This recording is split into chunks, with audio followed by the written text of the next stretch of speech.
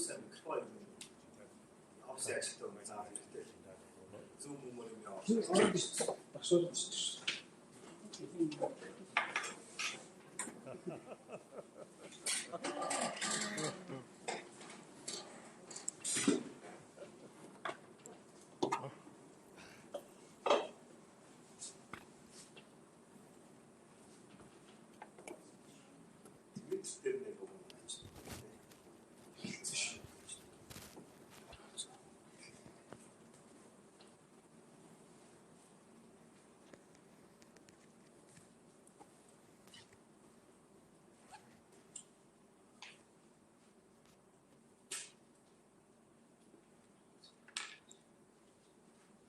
Good morning. Good morning. Okay. Good morning, Your Holiness. Thank you. Hello, Your Holiness.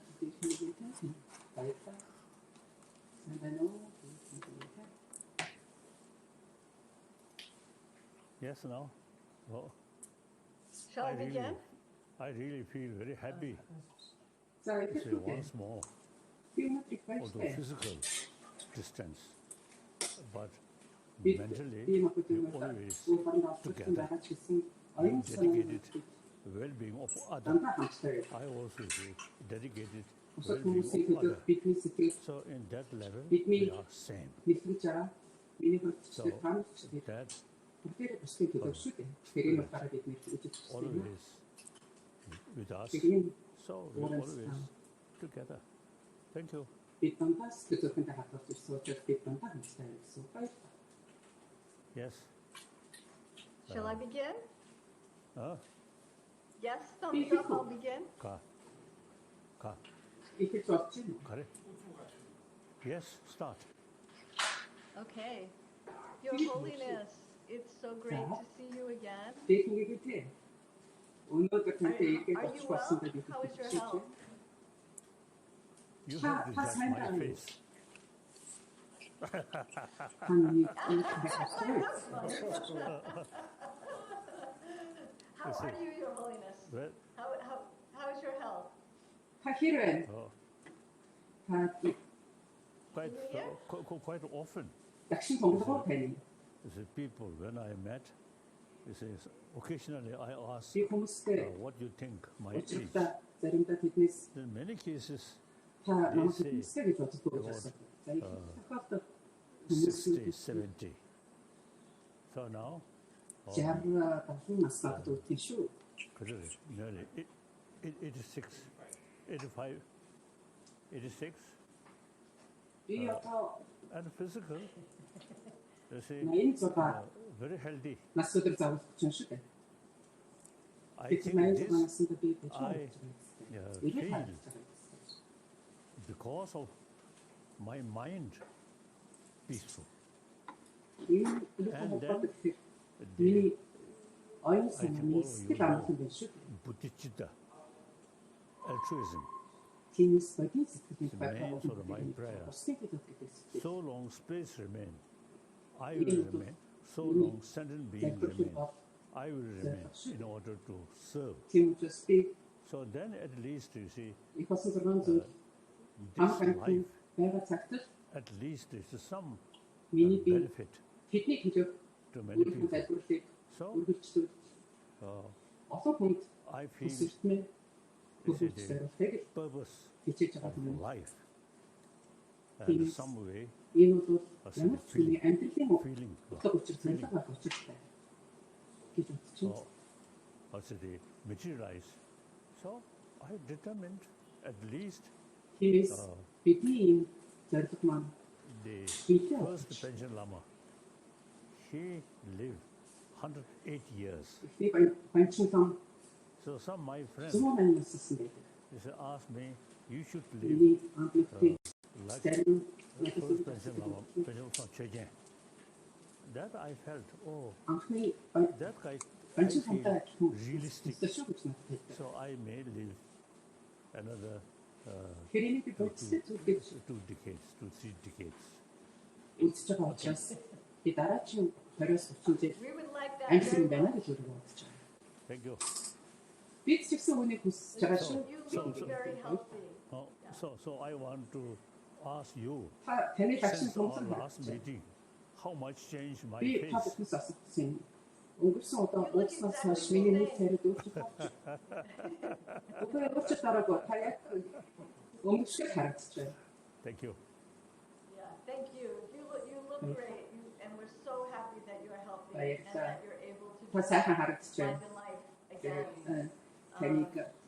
Таны лагшин томсоод бидний энэ оюун санаагаа амьдралын цувралтай хэлэлцүүлэгтээ ирээд оролцож байгаад маш их баяртай. The world has changed quite a lot. Бид өнгөрсөн 11 сард уулзчихсан шүү дээ. За тэр цагаас хойш дэлхийн ертөнц And хавхуу. while we can't be together in person, we want Хэдийгээр to бид say нэр яг бие махбодын хувьд хамтдаа байж чадахгүй ч we are гэсэн grateful for бид technology. бүгдээрээ аюулгүй We орчинд can meet this way. эрүүл энх байж технологийн давуу тал холбоотыг ашиглаж ихэд ингэж уулзаж ажиллаж байгаа их их баяртай. Life. 말은 속보지. Mind life. Oh, you see this Оюун organization санаагаа амьдралын цувралтай since now many years хэвцэг явуулдаг энэ we байгууллага have маань this meeting and very good opportunity олон to жилийн exchange туршид энэ цуврал хэлцүүлгээ анх санааж та тэрнээс хойш бид нэр олон удаа уулзаж өөрсдийн to дадлаг туршлагаасаа хуваалцаж how much хэлэлцэж we can contribute for human beings Ами болон бид knowledge and хүмүүний with that the хүмүүнд human яаж mind тусалцмыг хөрвүүлэх үү? becoming more calm. Хүмүүний мэдлэг оюутан So now хэрхэн today нөлөөлж тэр хүмүүсийн physically сэтгэлийг яаж now тогтоох уу гэдэг талаар distance, хамтын хүчиж but anyway, гараад you see this can cover тиймээс many people бидний энэ on this planet. хэлэлцүүлэг So энэ бидний энэ this is modern санаачлалууд technology. дэлхийн ертөнцийн Very, very аль useful, болох very олон олон хүнд So өөрийн now зүйлсээ I'm өгөөсэй гэж looking forward to have discussion with our members. энэ одоо Thank you. Thank you. Yes, we are lucky that there are probably hundreds of thousands of people that are with us from all over зүүн the world гараа right хүмүүс өнөөдөр now.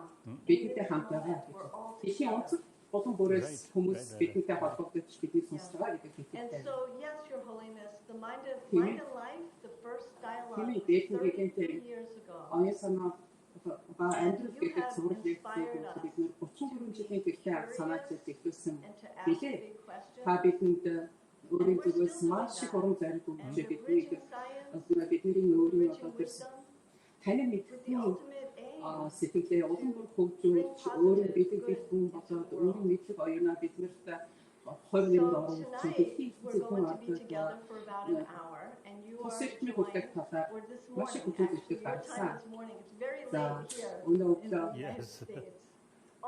Perhaps Америкийн улсад бол орой болж байгаа. Таны цагаар бол өглөө иж байгаа already feel Тийм ээ. sleep.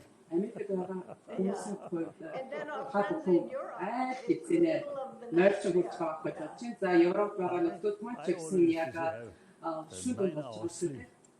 So this moment Тийм ээ 9 цагийн нойртой би very унтсан шүү дээ. fresh.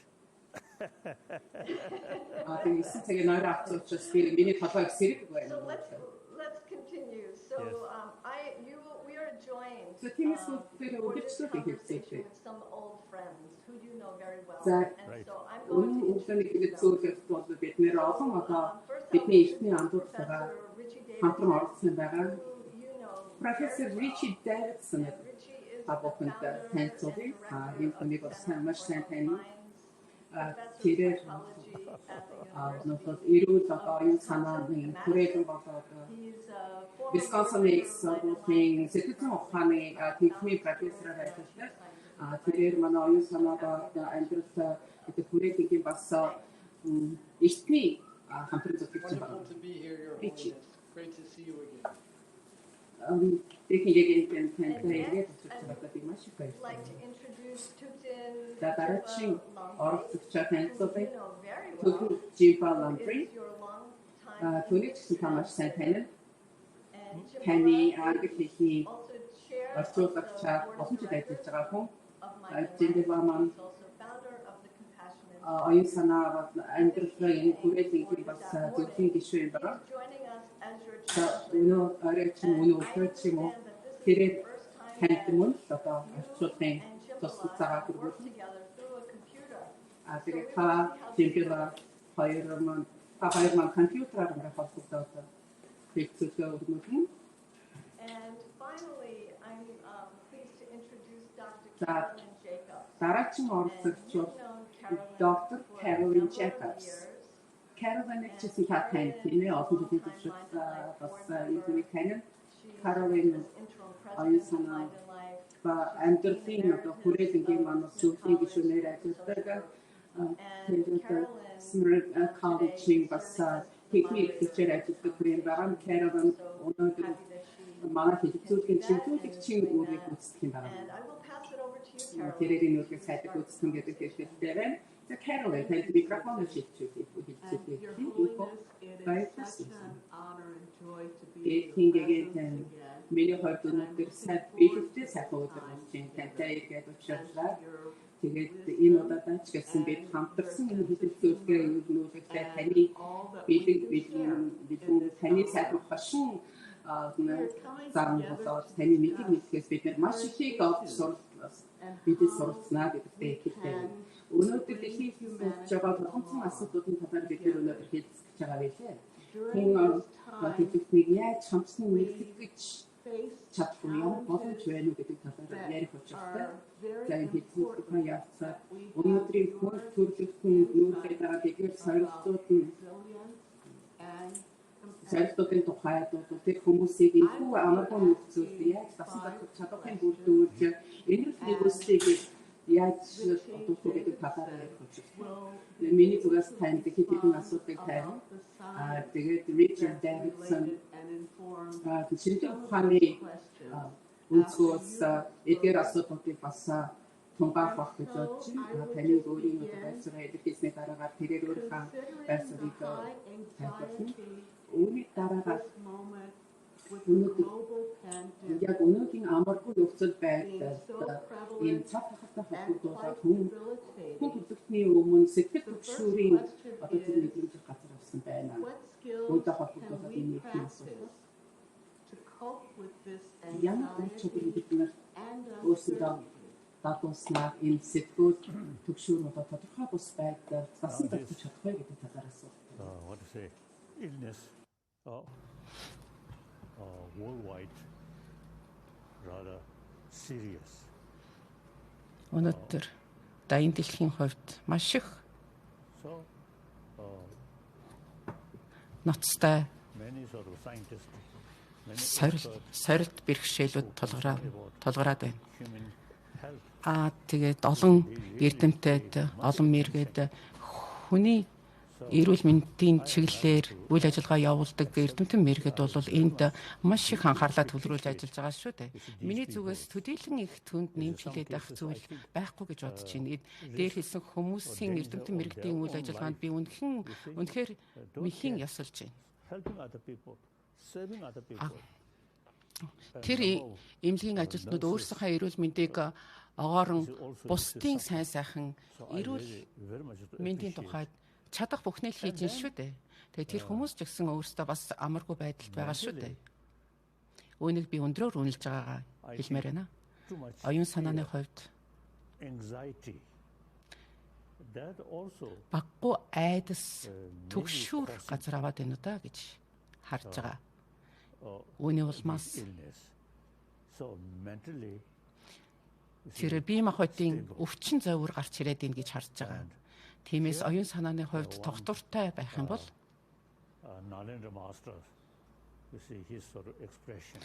тэр байдал намжна гэж үзэж байгаа. Наландын нэг мэргийн хэлсэн байдаг. Бид альва асуудалтай тулгарх юм бол тэр асуудлаа сайдар шинжлэх хэрэгтэй.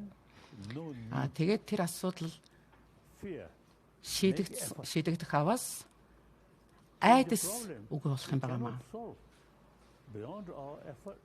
Хэрэг бид тэр асуудлыг шийдэж чадахгүй бол тэр бол бидний хяналтаас гадуур байх юм бол бид тэр түнд санаа зовох юм ямар шаардлагатай бэ гэсэн нэг тийм практик ач холбогдолтой үг байдаг юм шүү. Тиймээс ухамсарын төвшөнд less fear, anxiety, maybe. айдас төгшөөрийг So багасгаж бууруулах хаваас then after all, you see, бол тэрний ихт ач тустай болох юм байгаамаа. Айдсаа л багасгаж бууруулах хэрэгтэй. global warming. Тэгээд So some үүний зэрэгцээгээр say дайны дэлхийн уур амьсгалын few өөрчлөлт decades дулаарл энэ талаар хэлмээр байна. Дараагийн хэдэн 10 жилийн туршид too hot. So whole world дэлхийн ертөнц хит халуун болох төлөвтэй байна гэж. Тэгээд дэлхий тэр чигээрээ this is very serious. элсэн цөл болох аюул байна шүү гэж ярьж байсан. Тэгэхээр энэ бол их ноцтой мэдэгдэл. Тэгэхээр энэ талаар бид нар сайн хэрэгцүүлэх хэрэгтэй юм байна. Whole galaxies, you see, change. Учир нь манай галакс So one individual life is just дэлхийн маань өөрчлөгдөх гээд байна шүү дээ. Гэтэл нэг зөвхөн ганц одоо бодгалын амьдрал бол тэнд юу вэ? Хумхын тостой л адилхан шүү дээ. Тиймээс Indian thought, Indian tradition, Энэтхэгийн уламжлал байдаг юм. life after life. Дахин төрөх одоо дараа төрлийн тухайх одоо ойлголт байдаг. Philosophy, that thinking, very helpful. Энэ гүн ухаан, You see, энэ гүн ухааны одоо зарчим бол this бас life, их биднэрт сургаалтай юм байна. when sort of end, Энэ бидний энэ төрөл, not permanent end, энэ амьдрал маань дуусгар life after life. болж байгаа нь бол энэ төгсгөл биш юм байгаамаа. Учир нь тэр амьдрал үргэлжилнэ. Theistic religion Үргэлжилж л all байдаг. created by God.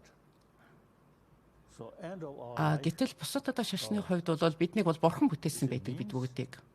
Тиймээс бидний амьдрал according дуусгар God's sort of болсноор plan, certain sort of what's the day, according God's plan, it happened.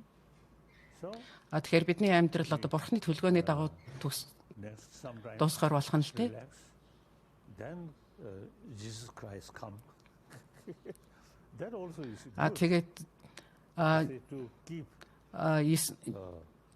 Есүс бол peace. ирж тэр хүний амьдрал одоо дуусгар болж байгааг бол зохицуулдаг байх нь л дээ. So now today, Тэгэхээр тэр одоо амьдрал дуусгар болж байгаа хүн бол одоо сэтгэлийн амар амгалаг эдлэхнэ гэж. our own created Бас нэг өөр uh, томоохон сорилт асуудал бол бидний өөрсдийн бий болгосон томоохон асуудлууд байгаа.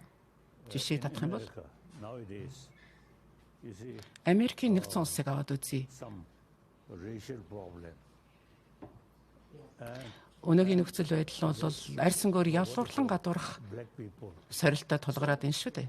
you see these, Харайснуудын хувьд I think much is depend on our Тэгэхээр mental attitude. энэ асуудал энэ хүндрэл бол бидний өөрсдийн оюун санааны хандлагаас улбаатай гэж би хараад байна. Oneness, concept of oneness Зүүн of юу вэ гэхээр humanity. бид бүгдээрээ нэгдмэл юм аа.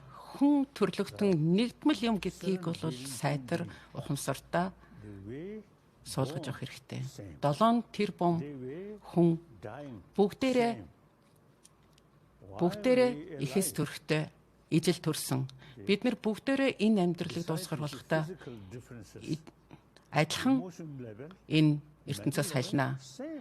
Тиймээс бол бидний гаднах үзэгдэх одоо бидний байдлын ялгаа, бидний оюун санааны ялгаа бол бид нарыг өөр хооронд нь өөр болгож байгаа боловч яг хүмүүний хувьд бол бодгалын хувьд бүгдээрээ адилхан юм байна. And their community. Гэтэл бид нар That's the source би of problem. манайхан And that thinking is out. манай нийгэм тэдний нийгэм гэж ингэж ялгуурлаж байгаа нь бол тэр хүндрэл бэрхшээлийн тэр асуудлын хамгийн суур язгуурна шүү дээ. Үнэртний There you see emphasis. үед бол хаан хатан шашны тэргээнүүд нь So that's бол тэр хүн ардынхаа оюун санаанд now we have to нөлөөлдөг байж л да. entire Гэтэл бол одоо тэр being. бодол Entire sentient being. тэр үзэл бол цагаа өнгөрөөсөн шүү дээ. Өнөөдрийн нөхцөлд бол бид 7 billion human бид их болсон 6 зүйл нэг ялангуяа хүмүүний бүх хүн төрлөختний тухайд гэсэн сэтгэлийг individual human being. агуулж явах хэрэгтэй байна. 7 тэрбум хүнийг өөрийн сэтгэл зүрхэндээ багтаах хэрэгтэй байгаамаа. хүн төрлөختийг нийтдэн дандаа авч нэгдмэл байдлаар авч үзэж явах хэрэгтэй. Тэгэхээр манай одоо энэ хэлэлцүүлэгт оролцож байгаа хүмүүсийн хувьд ч гэсэн арьс өнгөөр нь нийгмийн байр суурь үзэл бодлоор нь ялгуурлана гэдэг бол үеэ өнгөрөөдсөн хандлага, үеэ өнгөрөөдсөн үзэл юм байна. Өнөөдөр жишээлх юм бол дэлхийн эдийн засгийн тухайд аваад үзье. Өнөөдөр бол хэл хязгааргүй болчлаа шүү дээ. Нийт дэлхийн эдийн засаг, шинэ үеийн технологи бол хүн төрлөختөнд нийтдэн бол үйлчлэх ёстой. Түүнээс ганцхан одоо миний ард түмэнд юм уу тодорхой бүлэг хүмүүст үйлчлэх учиргүй юм байна. Бид гэж өөрсдөө минь хэрэг үзлээр авч үзээд байгаа чинь л асуудлын гол язгуур үндэс юм байгаа юм шүү дээ. Тэгэхээр бид нэр 7 тэрбум хүний нэгэнд бие юмаа гэдгээл нэгдмэл хүн төрлөختний л нэг нь л бие юм шүү гэдгийг одоо ойлгох хэрэгтэй. Тэгэхээр тэр 7 тэрбум хүн гэдэг чинь бүгдээрээ нэг бүхлийн хэсэг гэсэн үг шүү дээ.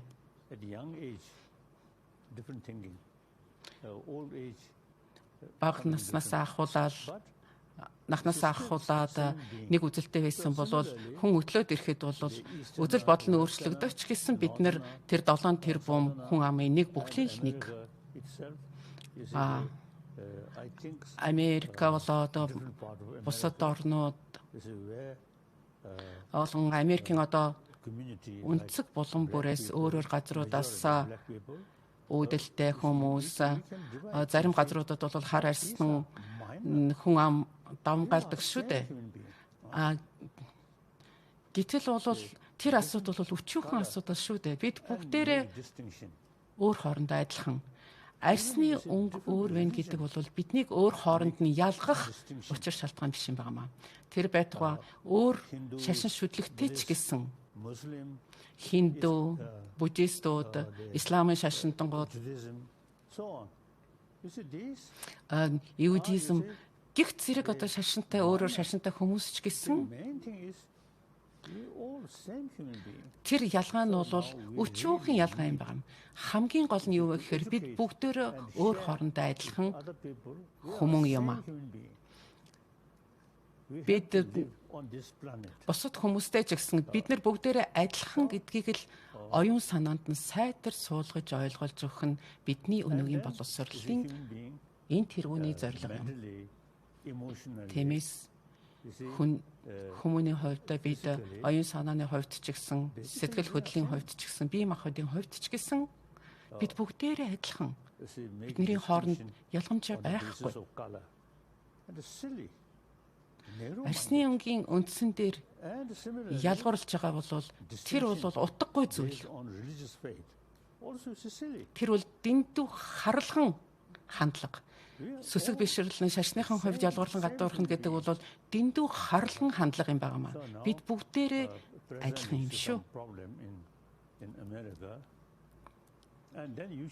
Америкт өнөөдөр болж байгаа үйл явдал сорилтыг харьцуулахад энэтхэгийн туршлагыг аваад үзье л да. Тэрбум гаруй хүн амтай Энэтхэг улсууд олон шашин сүсэг бишрлүүд өөр хоорондоо эвтэй найртай оршин тогтнож ин шүү дээ. Исламын шашинтууд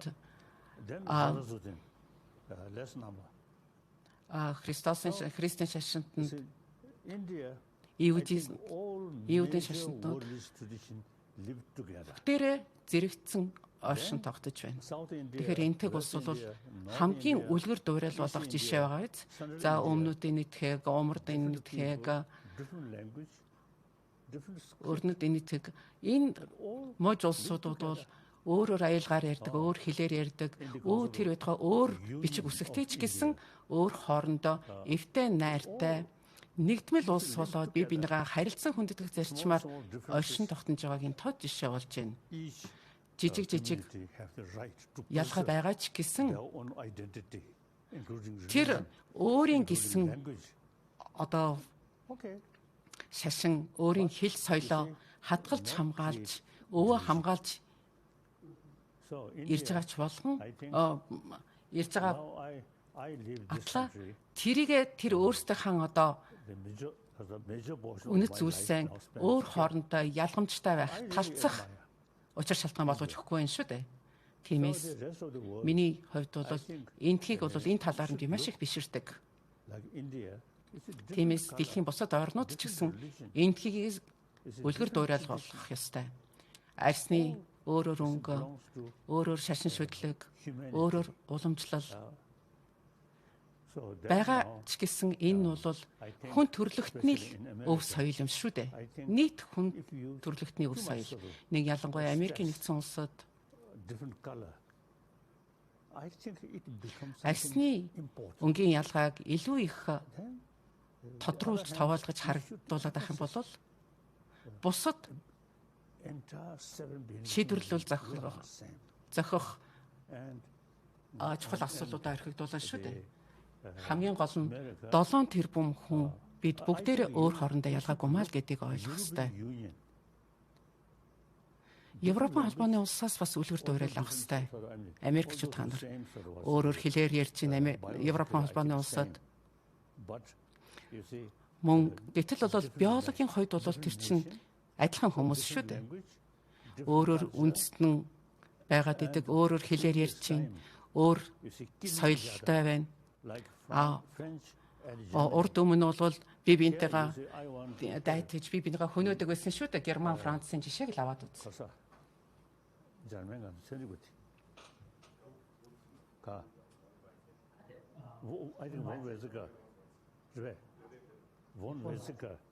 Once he told me when he was young and every German eye, French is their enemy. Similarly, French eye, German is their enemy. Герман хүүхдүүдэд бага наснаас нь эхлээд Францчуудыг дайсан гэдэг ухагт хүнээр ойлгуулдаг байсан. Франц ч гэсэн мөн германчуудыг дайсан гэж хүүхдүүдэд өсгдөг байсан байна л да. Гэтэл одоо бол тэр үзэл баримтал, тэр хандлага бол тэр сонд олсон шүү дээ. Генерал Деголыг аваад үз. Аденаурыг бас аваад үз. Дан байлдааны үед тэр Дегол, Аденаур, бибин хавьд хөнөөлт дайснууд байсан бол 2 дугаар дайны дараа бол хүмүүний ухамсарын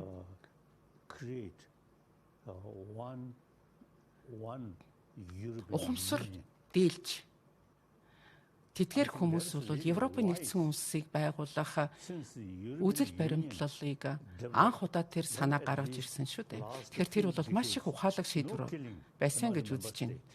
Ямар ч гүйсэн сүүлийн 2-10 жилийн туршид Европын холбооны улсад дайн байлдан огт гарсангүй шүү дээ. Европын холбооны улс байгуулагдаагүй байсан бол өөр хоорондоо байлдах, сүргэлдэх тийм үзэгдэл гарах байсан болов уу гэж би боддог. Тиймээс Европын холбооны улсын өнөөдөр тэр зарчим, тэр үзэл баримтлалыг аваад үзэхэд болол би бинийгаа хөнөх, би бинийгаа үзэн ядах тэр үзлээ огт үгүй болгооч. Нэгдсэн зарчмаар хөгжиж өнөөдөр ямар төвшөнд хүрв? Тэрийг бүгдээрээ харж байгаа шүү дээ. Америкийг аваад үз. Америкийн нэгдсэн улс гэдэг сайхан нэртэй шүү дээ. Тэр гүрний нэр нь тэнд бол өөрөөр арьс өнгөтэй хүмүүс, өөрөөр шашин шүтлэгтэй хүмүүс аж тэр төрж байгаа. Гэтэл тэр ялгамжаа хүлийн зөвшөөрөөд инх тайвнаар оршин тогтноод тэр сайхан нэгдсэн улсынхаа зарчмыг бол жинхэнэ утгаар нь хэрэгжүүлэх ёстой гэж бодож байна. Өөрөөр соёл, өөрөөр шашин шүтлэг, өөрөөр арьсны өнгө байсан атлаа Америкийн нэгдсэн улсыг тунхаглаж чадсан юм шүү дээ. Өнөөдөр бол дэндүү харамсалтай үйл явдал болоод байна Америкад. Арьс өнгөний ялгааны үндсэн дээр бол ялгарлан гадуургах үзэл газар аваад байна гэж бодож байна. Би эдгээр гашуун үйл явдлын талаар сонсон даруйда надад их асар их гонгийн мэдрэмж болж ирсэн. Америкт миний олон анд найз аж төрдөг. Томоохон гүрэн шүү дээ. Америк улс бол чөлөөт ертөнцийн тэргүүлэх гүрэн шүү дээ. Үүнийгээ санаж ах хэвээр энэ маш их чухал юм байна. Тиймээс Америк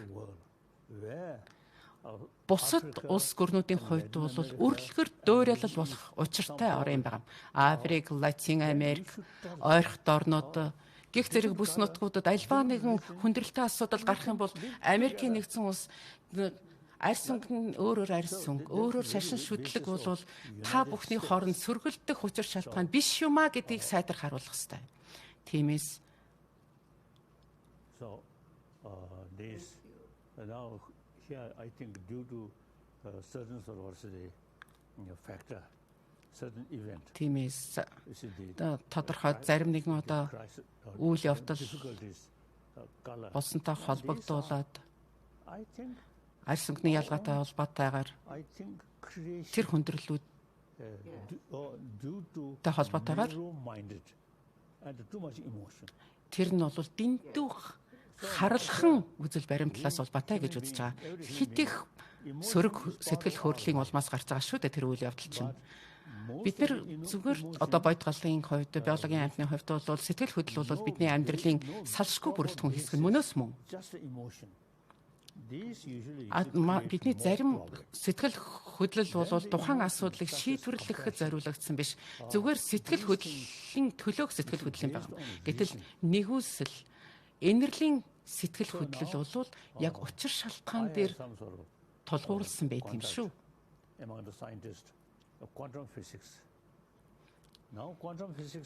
Квантын физикч эрдэмтдтэй би ярилцаж хилцэж байхад тэдгээр нь юу гэдг вэ гэхлээр альва нэгэн материалог зүйл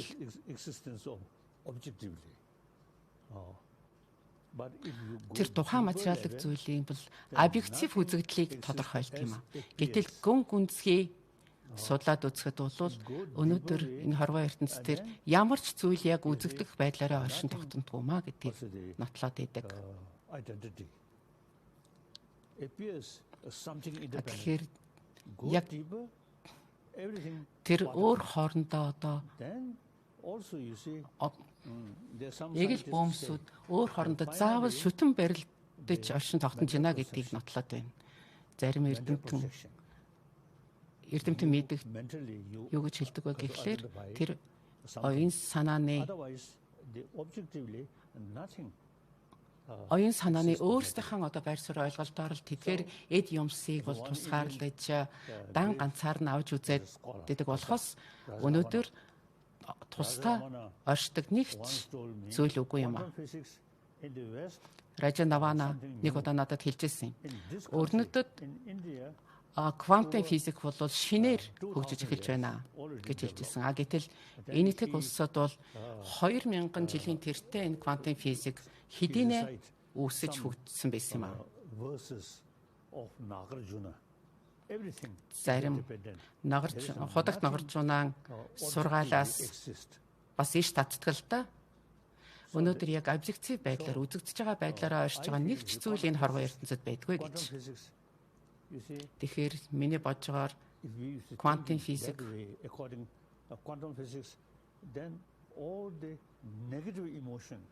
физикчдийн ярьж байгаа нь бол яг энийг нотлож байна гэж бодож байна. Уур уцаар айдас гих зэрэг бидний одоо сэтгэл хөдлөл бол тэр хийсвэр яг үзэгдэж байгаа байдал объектив одоо үзэгдэхүүн дээр толгоорлож гарч ирдэг юм аа. Гэтэл бид нар яг тэр байдлыг илүү одоо гүн гүнзгий судлаад үзэх юм бол бидний уур хилэн хөдлөөд байх ямар ч зүйл байхгүй байдаг юм байна.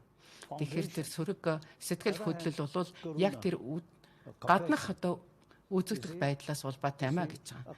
Гаруна энэрлийн зарчим бол бас л сэтгэл хөдлөл шүү дээ. Энэрлийн сэтгэл хөдлөл гэтэл бол яг бодит байдал дээр тулгуурласан сэтгэл хөдлөл юм байна. Тиймээс эрэг сэтгэл хөдлөлөө бид нар хөхүүлэн тэтгэж бясаллын зарчмаар улам бүр сэтгэлдээ одуулж явах хэрэгтэй юм байна.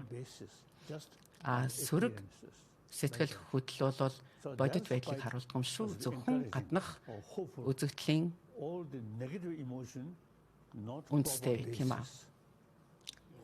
Сөрөг сэтгэл хөдлөл бол яг баттай тулгуур, баттай суур байдгүй юм байна. Тиймээс бид учир шалтгааныг сайдар нягтлж түүнийхээ үндсэн дээр эрэг сэтгэл хөдлөлийг одуулах тэр туршлагаа улам бүр бэхжүүлэх хэрэгтэй.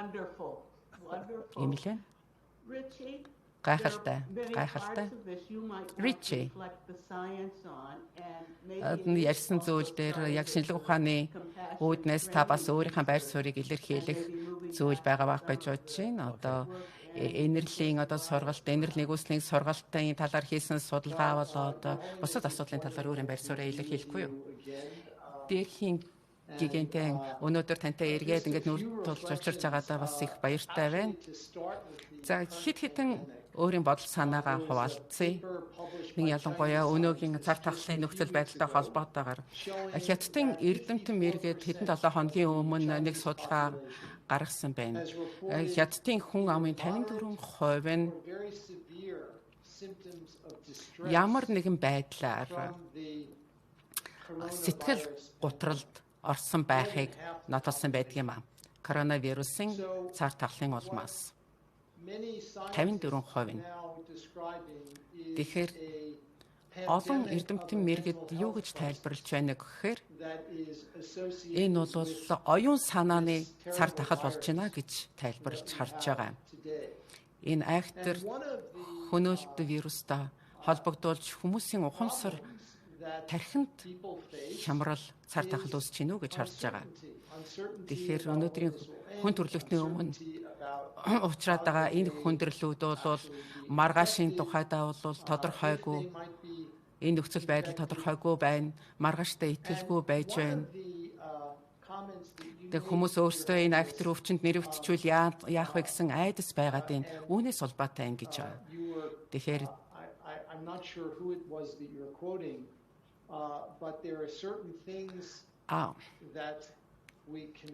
миний бодлоор бид хяналтандаа байлгадаг зарим зүйл байдаг. Зарим зүйлийг бид нар хяналтандаа байлгаж чадахгүй шүү дээ. Хяналтандаа байлгаж чадахгүй учраас тэр тухай бид нар санаа зовох хэрэггүй болов, тийм ээ? Бид өөрсдийнхөө оюун санааг л хянаж чадна, тийм ээ? Тэгээд тэр айдсаа даван тулд асуудал бол бидний өмнө тулгамдаад байна.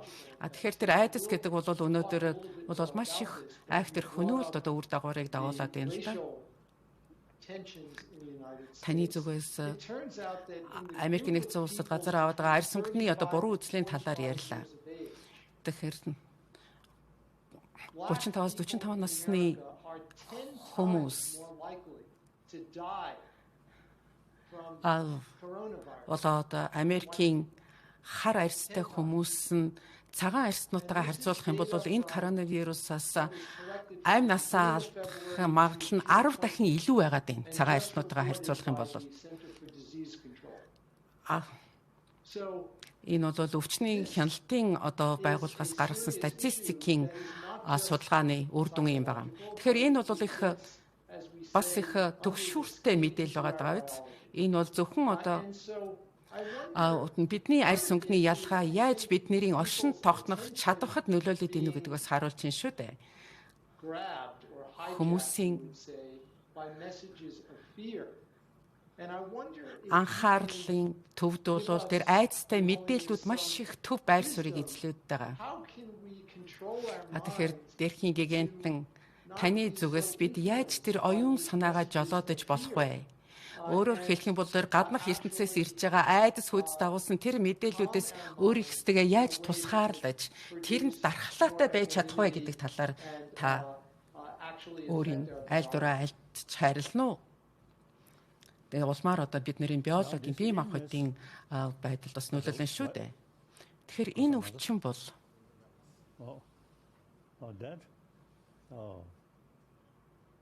as I already mentioned, those scientists, миний түрүүнд урьдчилсан particularly the medical scientists, эрдэмтэн мэргэд ангаах ухааны эрдэмтдийн хувьд бол энэ өвчний талаар судалгааны ажилдаа уйггүй үргэлжлүүлж байгаа шүү дээ. Энэ үйл явц үргэлжлэх учиртай. Тэгээд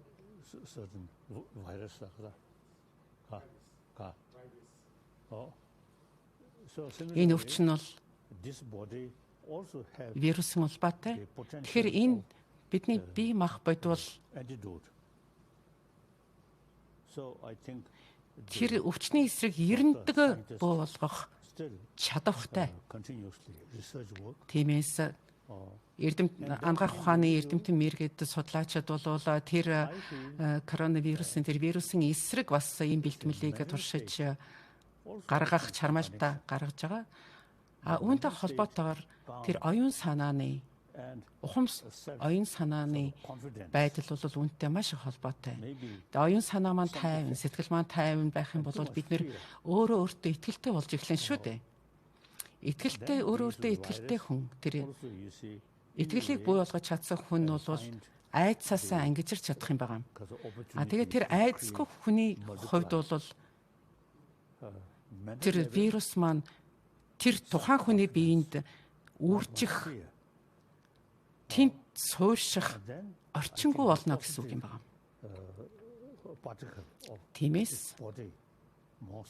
Тиймээс ингэсний дараа улмаас хүний одоо бие махбод өөрөө тэр эрг ангаах, илаашруулах чадах бүхий эгэл бөмсөө бий болгож ирнэ гэж үзэж байгаа.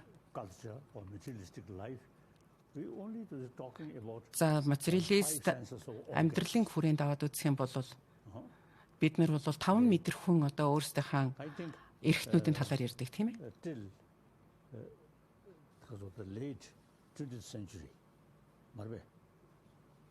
20 дугаар зууны сүүл үе хүртэл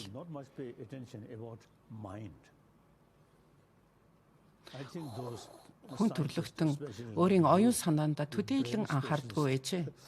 Тань шиг эрдэмтнүүд тарих судлаачид хүмүүст тархины тухай өгүүлж яриад байгаа болохоос хүмүүс төдийлөн энийг анхаардгүй шүү дээ. Тийм ээ. Та ч гэсэн тэр хүмүүст ухамсар оюун санааны тухай яриад байгаа шүү дээ. Би тархины тухай яриад байхад. Нэг ялангуяа та 20 дугаар зууны сүүл үеэс эхлээд энэ тархины зэрэгцээгээр бидний тархинд нөлөөлөдөг бас нэг өөр зүйл байна гэдгийг ойлгосон шүү дээ. Жишээлх юм бол бясалгал гих зэрэг дадал туршлага бидний тархинд нөлөөлөд байна гэдгийг натуулсан. Энийг бол бид нэр 6 дахь мэдрэхүй 6 дахь ухамсар гэж тодорхойлоод байгаа юм. Тэгэхээр тэр 6 дахь ухамсар маань эргээд тархинд нөлөөлөд байгаа хэрэг юм шүү дээ. Тэгээд бясалгал нэг ялангуяа амьсгалын бясалгал, амьсгалаа хянах бясалгал энэ бясалгалыг би өглөө бүр хийдэг.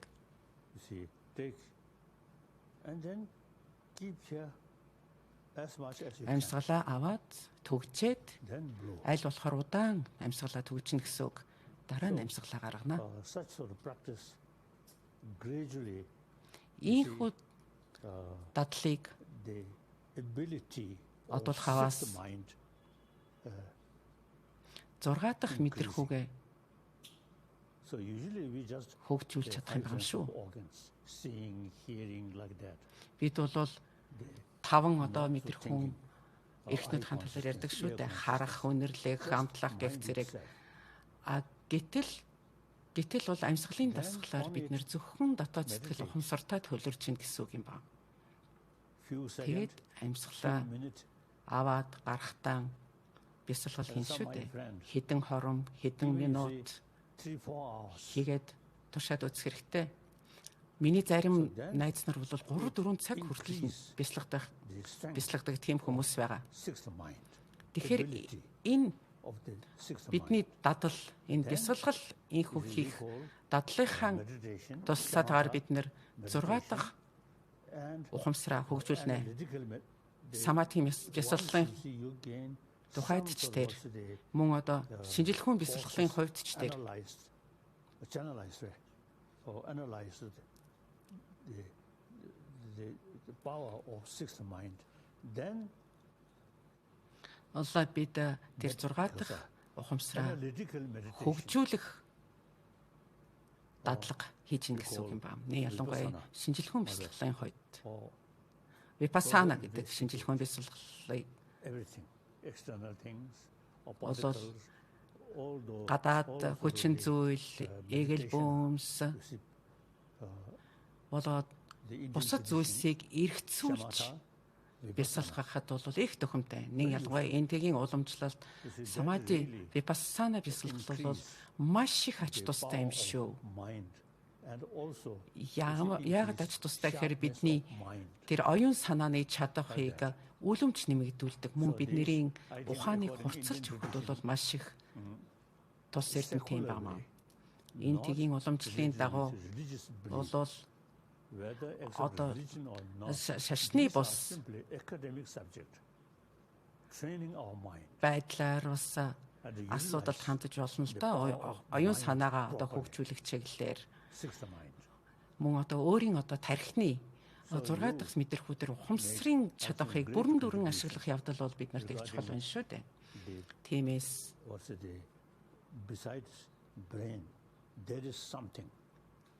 тархины судлалын зэрэгцээгээр бид тархинд нөлөөлж болох үз ийм чухал зүйлийн талаар бас сайтар эргэцүүлж ажил хэрэг болох нь чухал юм байгаамаа. Би юунд итгэдэг вэ гэхлээр тань шиг болоод бусад эрдэмтдийн хувьд бид дотоод сэтгэл рүүгээ илүү их хөнгөж хардаг болсон байна гэдэгт би итгэлтэй байна. Урд өмнө бид нар гадаад хүчин зүйл үзэгдлийг их судлаад байдаг байсан бол одоо бид өөрсдийн сэтгэлийг илүү их судлах болжээ. Учир нь уур хилэн, айдас, төгшөөр гих зэрэг нь бол бидний 6 дахь мэдрэхүй, 6 дахь ухамсарын нэг бүрэлдэхүүн хэсэг юм байгаа юм шүү дээ. Материалын зүйлс бидний дотоод сэтгэлд нөлөөлнө гэж үгүй. Тиймээс бясалгалын замаар бид өөрсдийн оюун санаагаа шинжилж судлаад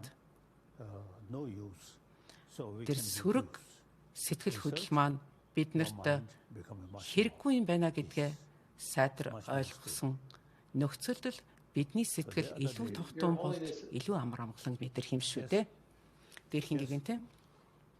No, sorry, please go on.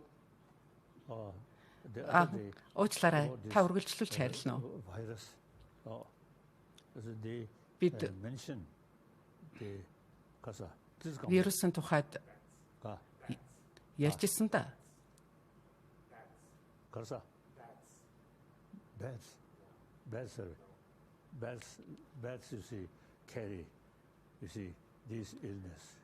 Сарсан багвахаас энэ өвчин гарсан гэж бид ярьжсэн. Магадгүй үүнд бас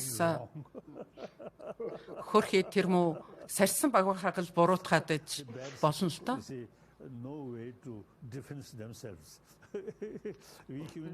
Гэтэл нөгөө сарсан багвахаа чинь санамсартай санаатаагаар хийсэн үгүй юу бид бас мэдгүй шүү дээ. Тэр нөгөө сарсан багвахаа маань одоо ямар их асуудал тарьчихад байгаа өөрөө ч мэдэхгүй явж байгаа бах.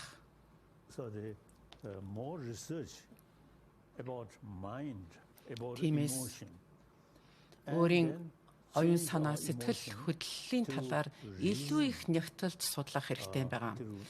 Тэгээд өөрийн сэтгэл хөдлөлөө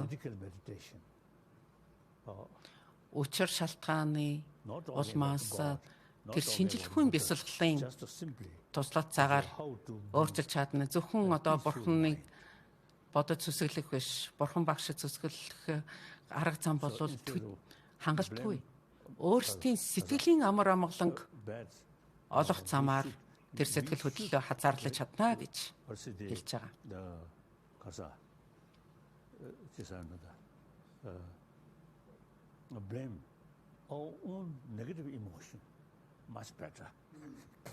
альва нэгэн сөрөг асуудал бидний өөрсдийн сөрөг сэтгэл хөдлөл буруудах хэрэгтэй байгаа юм шүү.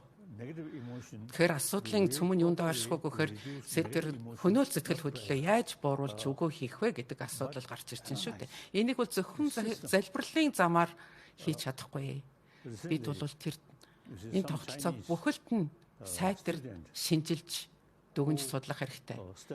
Саяхан хятадын зарим оюутнууд квантын физикийн оюутнууд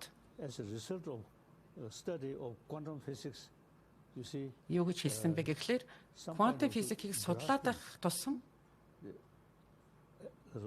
external object, something good, something bad. Тэр гадаад альва нэгэн эд зүйлсийг болов сайн муу гэж ялгуурлах тэр дадал баримтлал нь буурдгийн байна гэж хэлж ирсэн. Энэ бол яг өн эртний одоо Энэтхэгийн гүн ухаан, бурхны шишний гүн ухаантай бол яг адилхан зарчим сонсогдож байгаа маа. Миний нэг эртний найз маань education field about our emotion. Боловсролын салбарт энэ сэтгэл хөдлөлийн талаар нэг ялангуяа сөрөг сэтгэл хөдлөлийг хэрхэн бууруулж эерэг сэтгэл хөдлөлөө яаж хөхүүлэн тэтгэх үү гэдэг талаар боловсролын нэлээд шургуун үйл ажиллагаа явуулах шаардлагатай гэж хэлж ирсэн. Дээрхийн Гэгээнтэн бид энэ хэлэлцүүлгээ анх санаачлаад эхлүүлж байхад энэрэл гэдэг үгийг Америкийн сэтгэл судлалын ямар ч сурах бичгэд бол хайгаад олоогүй. Тэр энэрэл гэдэг үг хаач олдоогүй юм байна. Тиймээс таны санаачлаг урам зориг хайрласнаар хүн эрдэмтэн мэргэд эрдэмтдийн шин үед урам хайрлсан байгаа юм шүү. Энэ энэрэл нэгүсэл болоод бясалгал бол яаж бидний сэтгэл хөдлөлд нөлөөлөд байна гэдгийг бол тайлбарлаж өгсөн шүү дээ. Тэгээд 20 жилийн өмнө гэхэд бол энэрэл нэгүслийн талаар бол эрдэмтдийн тунд бол ямар ч ойлголт байгаагүй шүү дээ. Дарамсалаад бид нар уулзж байхдаа бид бас нэг өөр хоорондоо яриад амлалт өгжсэн та шинжлэх ухааны замналын зураг дээр бол энэрэлт нэгүүлсэлийг бол эргэж буцалтгүй бид нэвтрүүлж шигтгэж өгнө гэж ярьжсэн тийм ээ.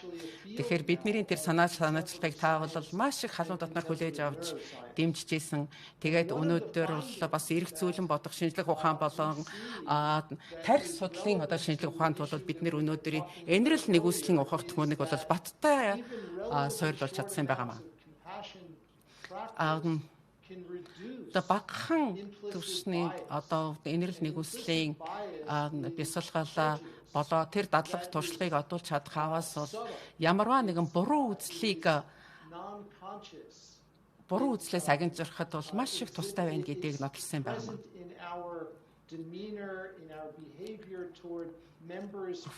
Өөрөөр хэлэх юм бол бидний хувьд бол арьс өнгөний одоо ялгаатай бүлгүүдийн хувьд бид нэр альва нэгэн үзэл бодлоо хадгалж хамгаалж ирэхэд бол бид нэр тэр буруу үзлээр ханддаг байсан. Тэгэхээр тэр энэрэл нэгүслийн зарчим бол тэр буруу үзлийг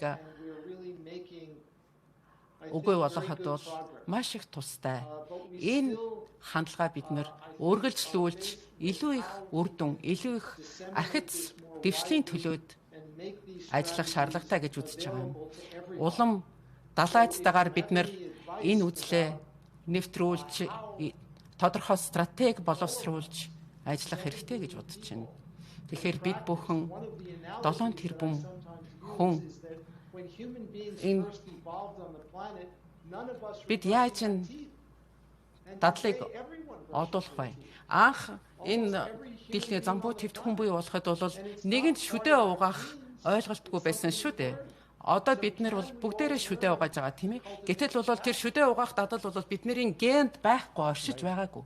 Тэрнтэй яг адилхан бид нар энэрэл нэгүслийг бол бас өөрийнхөө дадал болгох шаардлагатай гэж үзэж байна. Тийм ээ. Өнөөгийн боловсрол бол орчин цагийн боловсрол гэж нэрлэдэг байгаа шүү дээ. Энэ бол өөрнөдөөс гаралтай. Тэнд бол ухамсар, оюун санааны талаар ямар ч ойлголт байгаагүй юм аа. Тиймээс боловсролд альва нэг материалын боловсролын зэрэгцээгээр оюун санааны боловсролыг нэг ялангуяа сэтгэл хөдлөлийн талаарх боловсролыг бол заавал нэвтрүүлэх хэрэгтэй. Өнөөдөр бид нэр өөрсдийнх нь бие махбодын эрүүл ахуйг сахиад байдаг мөртөөс сэтгэл хөдлөлийн эрүүл ахуйг сахиж чадж байгаа билүү? Тэгэхээр энийг шинжлэх ухаан болгох нь аж тустай юм байгаа юм шүү дээ. Өөрөөр хэлэх юм бол яаж өдөр тутам илүү их аз жаргалтай, илүү найрсаг тийм нийгмийг цогцлуулах вэ гэдгийг л талаар бодож байгаа бол бид нэр боловсрлоос нь эхлэх учиртай юм байна. Тэр боловсролд бол тэр оюун санааны талаархаа ойлголт бол огт байхгүй байна. Өнөөдөр материалын үнцэн үнэлэмжийг илүү түлхүү анхаарал байгаа боловч оюун санаа ухамсарын тухайд ярихад бол энэ бол шашны сэдв байна гэд ингээд анхаарахгүй орхичдаг. Энэ тийм биш юм аа. Тиймэр бие махбодын эрүүл ахуйн зэрэгцээгээр сэтгэл хөдлөл, ухамсар, оюун санааны эрүүл ахуй гэдэг бол маш их чухал юм байна. Үүнийгээ сайтар бид нар тайлбарлаж тайлж өгөх хэрэгтэй.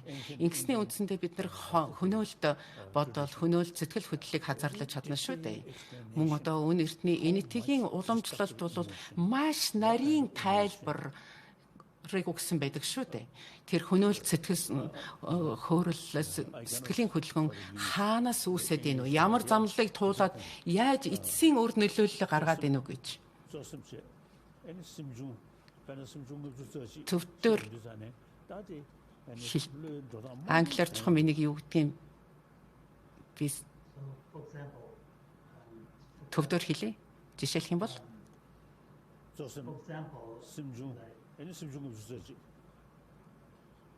for example, in the Indian psychology, we see the distinction made between primary Энэтхэгийн гүн ухаанд and the various modalities. Анхдагч одоо мэдрэхүү болоод төрөл бүрийн одоо хувилбаруудын талаар бол ярьдаг. Жишээлх юм бол Абидармагийн жагсаалт 51 одоо оюун санааны одоо хүчин зүйлүүдийг тусгаж өгсөн байдаг юм а. Тэр 51 одоо хүчин зүйлүүд нь өөр өөрийн функцтэй байдаг. Абидармад урдсан байдаг. Тэгэхээр эртний энэтхэгийн одоо судруудад бол хэдийнэ энэ тухай эдгээр хүчин зүйлүүдийн талаар дурдсан байна шүү дээ.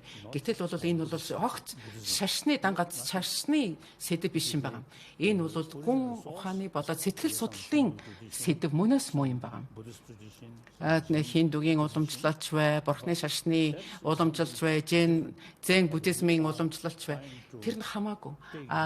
Хамгийн гол нь юу вэ гэхлээр бид нар энэхүү одоо энэ оюун санааг хөгжүүлэх, ухамсарыг төлөвшүүлэх тэр боловсролыг өнөөгийн орчин үеийн боловсролын тогтолцоонд шигтгэж өгөх шаардлагатай тухай ярьж байна. Өнөөдөр дотоод сэтгэлийн талаарх боловсрол бол нэг их үйлэгдэж байна шүү дээ. Тиймээс бид нар шинэ боловсролын шинэ сурах бичгүүдийг гаргаж ирэх шаардлагатай байна. Бага насны цэцэрлэгийн насны хүүхдүүдийн болоод ихтэй сургуулиудын төвшөнд хүртэл энэ дотоод сэтгэлийн боловсролыг тайлж өгсөн сурах бичгүүдийг олноор нь гаргах хэрэгтэй байгаамаа. Жижиг игэл бөөмсөөс томоохон мод болтлоо одоо яаж ургаж цэцгэлж байна уу гэдэгтээ нэгэн адил бид нэр өөрийн сэтгэлээ шинжилж судлахдаа багахан жижигхэн асуудлаас эхлээд багахан одоо зүйлээс бидний сэтгэлд томоохон одоо сэтгэл үүсдэг шүү дээ. Зарим нь сөрөг, зарим нь ач тустай эрэг тийм сэтгэл хөдлөл буй болдог. Бид нар гадаад ертөнцийн зүйлийг бол сайтар судалж чадчихна. Энэ хортой гэж илэрх юм бол тэр хортой зүйлийг бид нар хизээч хэрэглэхгүй тийм ээ зайлсхийм. Яг үүнтэй адилхан дотоод сэтгэлээ хор болоод эрэг талыг бол сайтар ялгаж судалж чаддаг байх хэрэгтэй юм байна. Үүнтэй нэгэн адил бидний оюун санаа, бидний дотоод сэтгэлд зарим сэтгэл хөдлөл бол эрг хэрэгтэй, ашиг тустай байдаг.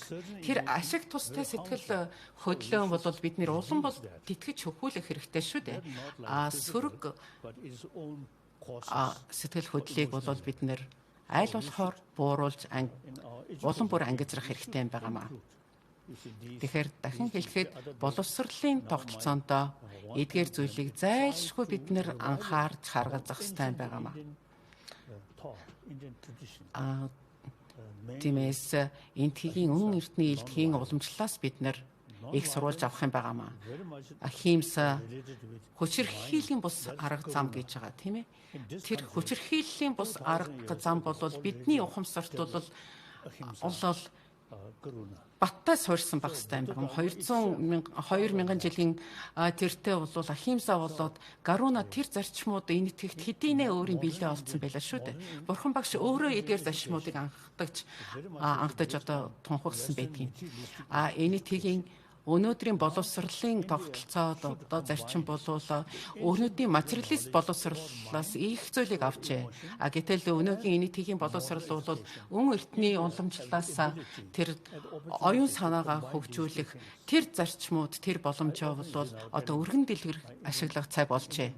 Энэ хоёр боловсролыг бол өөр хооронд нь сайтар хослуулах хэрэгтэй. Энэ талаар би өөрийн Энэтхэгийн анд нөхөдтэй байнга хэлж зөвлөх юм байна. Өнөөгийн байга үйлчилж байгаа боловсрол бол шаардлага хангахгүй байна гэж. Яагаад шаардлага хангахгүй байна гэхээр аз жаргалтай хүмүүнийг буй болгож чадахгүй юм шүү дээ. Өнөөгийн боловсрол. Тиймээс эрдэмтэн мэрэгдийн хувьд та бүхэнд өнөөдөр бүх боломж чинь гартчин байна. Энэ асуудлыг бол та нар төлхөө хөхүүлэн дэмжих ёстой юм байна. Сурталчлах хэрэгтэй. Эсвэл Далай Лам л нэг ийм зүйл яриад идэм гэж орхиж болохгүй юм байна. Эрдэмтэн мэргэд та нар олон түмэнд хандаж энэ асуудлыг тунхаглах юм бол та нарыг илүү анхааралтай сонсох болов гэж бодож байна. Яг бодит байдалд өнөөгийн орчин цагийн боловсрол бол шаардлага хангахгүй юм шүү дээ. Яг үндэ хэлвэл. Бие махбодын эрүүл мэнд, материалын асуудлыг л анхаардаг байгаа боловч дотоод сэтгэлийн эрүүл авахыг бол огт анхаарсангүй. Би бүх шашнуудад хүндэтгэлтэй ханддаг.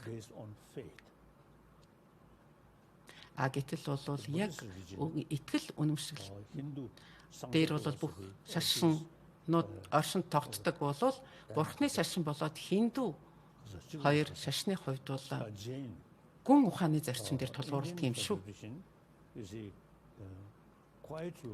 Энэтхэгийн уламжлал бол их олон гүн ухааны зарчмуудыг тунхагласан байдаг. Наян гула самати випассанагийн одоо тэр дадлыг одуулах юм бол бидний оюун санаа дотоод сэтгэлд хэрхэн нөлөөлж гэнэ гэдэг талаар сайтар хэдийнэ тусгай заагаад өгсөн байдаг. Би Бурхны шашинтан учраас бас илүү их Бурхны шашин хиндүүгийн тал байгаад иж болзошгүй л дээ. Гэхдээ Палигийн уламжлалаар бол Буддагийн хэлсэн зүйлийг бичээж тэмдэглээд авсан болохоос тэр үед нь бол шинжилж судлаагүй юм шүү дээ. Бурхан багш өөрөө хэлсэн байдаг. Миний олон шавнар минь ээ. Та нар миний номлолыг харанхуйгаар даахгүй өөрсдийн дүн шинжилгээ хийж нотолсны үндсэн дээр даган мөрдөрэй гэж хэлсэн байдаг. Тийм учраас бид нарт бол альва нэгэн зүйлийг бол логик шинжлэлийн зарчмаар хүлээж авахд бол маш их чухал юм байна.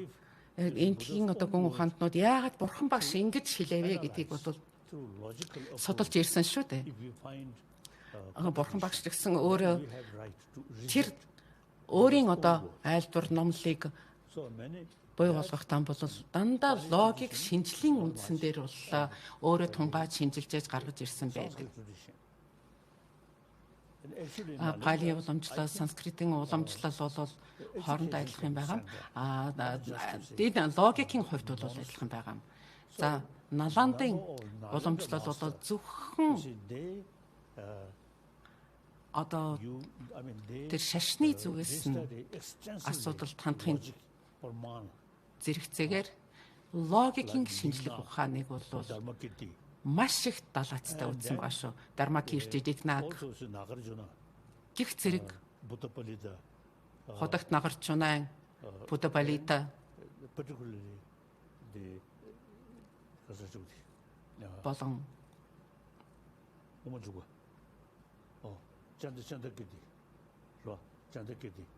чандаг кирти гих зэрэг наландын эрдэмтэн мэргэд буддын дээдийн номыг номлохдоо дандаа учир шалтгааныг тэрүүнд нь тавьж номлодог байсан юм шүү. Бурхан багшийн хэлсэнтэй тэр логикийн шинжлэлээр гарсан нотлохын зөрчилдөж байгаа бол тэр логикийн шинжлэлээр гарсан нотлохыг нь урьдл болгодог байсан юм шүү. 8-р зууны үед төвдөд буддизм 7-р зууны үед бол илэрсэн. 8-р зууны үед Наландын эрдэмтдийг уурж ирүүлж Шантрар Рашида гэж агуу гүн ухаантан байсан. Тэр гүн ухаантны зохиосон ном содруудыг бид нэр гарын авлага болгох юм байна.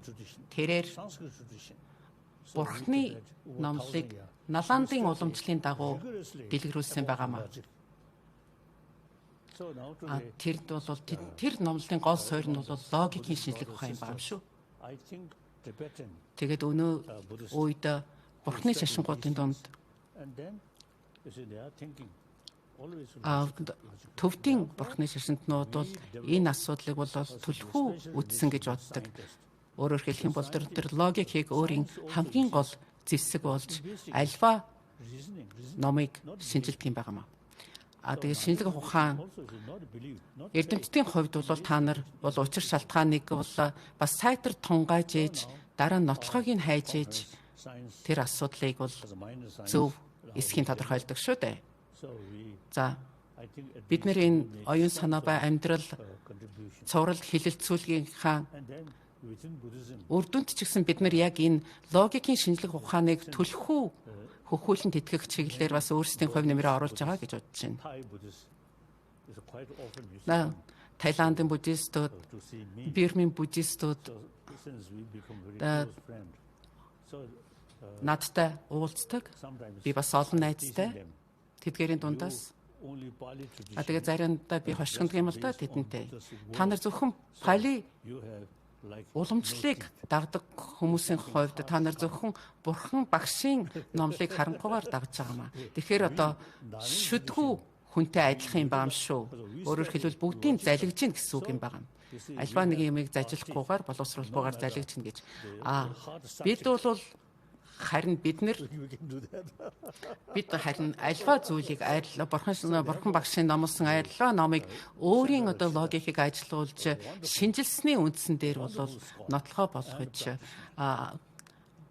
мөрлөг болгодгийн хувьд бол бид нэр шүдтэй хүнтэй адилхан юм а гэж.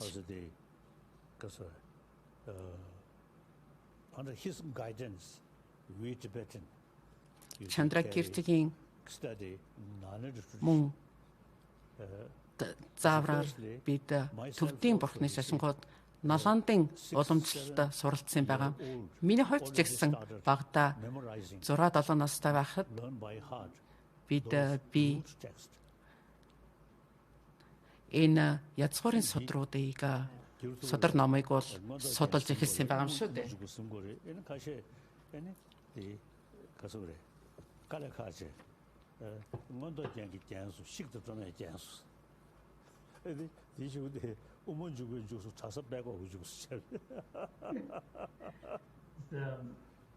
These are two important texts that children, young monks have. Хоёр гол судар ном байдаг юм л да. Лама ханарс цээжлэх ёстой хамаргүй судрууд байдаг.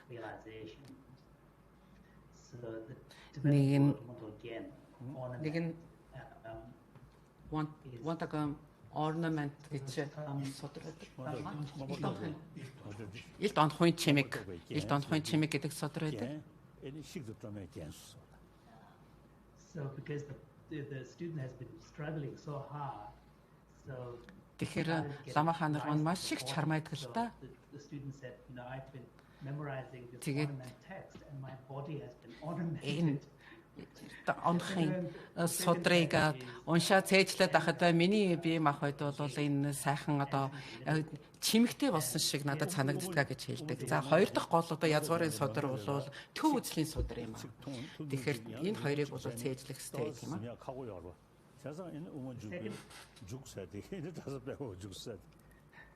So the second text is actually a combination of long and short verses. За хоёр дахь судрмаар байна. Бүр одоо цээжлэхэд бол бүр амаргүй тийм судар юм байгаа. Ламаха нар шавнаар югдөхөр жупа гэдэг одоо ухагтхан гарч ирдэг л да. Одоо хоёрдмол утгатай зүйлүүд маш их гарч ирдэг учраас бол энэ одоо төв үзлийн одоо судрыг үндсэндээ цээжилж ойлгоход бол маш их бэрхшээлтэй гэж ярьдаг л да. Дээрхийн Гэгээнтэн нэг чухал асуултыг танд тавих гэж байна. Та их сайхан айлдвар сургаалаа биднэрт хайрлалаа шүү дээ. Тэгэхээр улс үндэсний одоо тэргүүнүүд удирдагчдад хандаж юу хэлмээр байна? Мөн залуучуудад хандаад өнөөдөр эсэргүүцлийн жагсаалд оролцож байгаа хүмүүст залуучуудад тогтолцоогоо эсэргүүцэж байгаа тэр залуучуудад мөн дэлхий дээр болж байгаа энэ хөрөнгөллийг яаж хэрхэх ёстой вэ гэдэг талаар та юу гэж хэлмээр байна? Тийм ээ. Дэлхийн ертөнц байнга ховсон өөрчлөгдөн шүү дээ. Тэгэхээр боловсрол шинжлэх ухааны талаарх мэдлэгээ мэдлэгтэйгээр өнөөдрийн дэлхийн ертөнц 100 жилийн тэртэгтэйгээ харьцуулбал үлэмж өөрчлөгдсөн байгаа.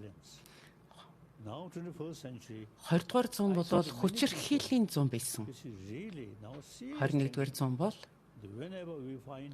21-р зуунд хүмүүс илүү их нухацтай бодох болжээ. Өмнө нь бид нэр асуудал бол галт зэвсэг, хөнөөлт зэвсгийг авдаг барьдаг байсан бол одоо альва нэгэн санал зөрөлдөөнтэй асуудал гарах юм бол бид нэр харилцан ярилцааны зарчим замыг сонгож авч байна, тийм ээ? Тиймээс энэ зуун бол харилцан яриа хэлцээний зуун болох ёстой юм байна. Альва нэгэн санал зөрөлдөх, альва нэгэн өөр ялгамжтай асуудлууд гарч ирэх юм бол урд өмнө 20-р зуунд дайн байлдааны замаар асуудлыг шийддэг байсан бол өөрсдийн дайснаа гэж үзээд хөнөөдөг байж 1-р дайн, дэлхийн 2-р дайн энэ үндсэндээ яагаад гарсан бэ гэхээр хүмүүс өөрсдөө хүндрэлтэй зөрчилтэй асуудлаа гаргаж ирээл тэрнийхээ төлөө бие бинийгаа хөнөөсөн шүү дээ. Гэтэл өнөө цагт бол зөвхөн харилцсан яриа хэлцээг өрнүүлэх зарчмыг л сонгох учиртай байна. Энэ бол миний хүсэл зорилго юм байна шүү. Эцсийн бүлэгт энэ яриа хэлцээг яаж буй болох вэ гэхээр боловсролын системаар дамжуулж юм шүү дээ. Өөрөөр хэлэх юм бол 7 тэрбум хүн биднэрээ бүгдээрээ нэг бүхэл нэг цул юмаа гэдгээ ойлгосноор бидэнд дайн байлдаан хэрэггүй, зэвсэг хэрэггүй шүү дээ гэдгийг ойлгох шаардлагатай байна. Энэ дэлхийн ертөнц бол зэвсгээс ангид хорвоо ертөнц байх хэрэгтэй байна. Зэвсэг дэлгэрүүлнэ гэдэг бол мөнгө, санхүү, хүчин чармаалтай одоо тарамдуулахын л нэмэр шүү дээ. Ямар ч ач холбогдол байхгүй. Зэвсэг ач холбогдлоо алдсан. Тиймээс бид дэлхийн ертөнцийг зэвсгээс ангид сөргөлдөөнөөс ангид яриа хэлцээг эрхэмлсэн тийм ертөнц болох юм хэрэгтэй. Үүний тулд бол бид нар өөртөө итгэлтэй бие биентэйгээ элен далангуу шударгаар харьцдаг байх ёстой. Зөвхөн миний үндэстэн, миний хүн ард гэж төвлөрөөд ах биш. Дэлхийн хүн ам, хүн төрлөختөн л гэдэг сэтгэлгээг төлөвшүүлэх хэрэгтэй гамаа. Манай улс хүн ард гэдэг бол дэндүү харалхан хандлага юм байгаа юм шүү дээ. Энэ чинь л нөгөө дайн байлдаан сөргөлдөөний үндэс юм байгаа. Тэгэхээр 7 тэрбум хүний нэгдмэл байдал, нэг бүхэл гэсэн тэр ойлголтыг хөхүүлэн тэтгээд өгөх аваас бол бүх юм голдролд орно. Бид чинь нийгмийн амьтад шүү дээ. Нийгмийн амьтны хувьд бол бусад амьтдаас шууд хамааралтай байдаг шүү дээ. Дан ганцаараа оршиж чадахгүй. Тийм учраас биднэрт илүү инэрэнгүй оюун санаа, ухамсар хэрэгтэй болчиход байна. Яагаад гэхээр ирээдүйд энэ хорвоо ертөнцийн хүн нэг бүр бусдаас илүү их харилцан хамааралтай болчиход байна шүү дээ. Тэгэхээр аз жаргалтай, инх тайван ирээдүйн хорвоо ертөнц бол дэлхийн хүн төрлөختнөөс өөртөөс нь хамааралтай болж байна. Тиймээс бид нар дэлхийн ертөнцөө улам бүр инх тайванч зэрэг зэсэггүй л болгох шаардлагатай гэж үзэж байна. Тэгэхээр дэлхийн дулаарлын асуудлаа л тэр дэлхийн дулаарлалтайгаа хамтраад тэмцэх ёстой юм шүү дээ. Өөр хоорондоо тэмцэлж яахын оронд.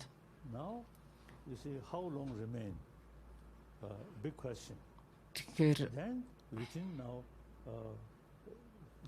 энэ дэлхийн ертөнц хэдий удаан оршин тогтохоо мэдэхгүй ээжээж бид нар бие биенийгээ хөнөөгөөд ин гэдэг чинь бол ямар утгагүй ямар тэнэг зүйл вэ? Both you see very old and ready to die. Then quarrel. Then everybody see. No sense. Настай. Isn't it? Two old person. Одоо үеэ өнгөрөж байгаа настай хүмүүсийн хувьд бол эдгээр бүх зүйл чинь ямар ч утгагүй санагдаж байгаа биз? So something like that. Whole world. Зарим настай хүмүүс өөр хоорондоо ховж ив яриад идэг шүү дээ. Гэтэл үеэ өнгөрөж байгаа хүмүүс тэр ховж ивээр хөөцөлдөх туйлын утгагүйтай нэгэн айдал бид нар өнөөдөр бие биенийгээ өгөөсгөх асуудал ямар утгагүй вэ? Биднэрт инх тайван хэрэгтэй. Аз жаргал, энэрэл нэгүсээр дүүрэн хорвоо ертөнц хэрэгтэй юм шүү дээ.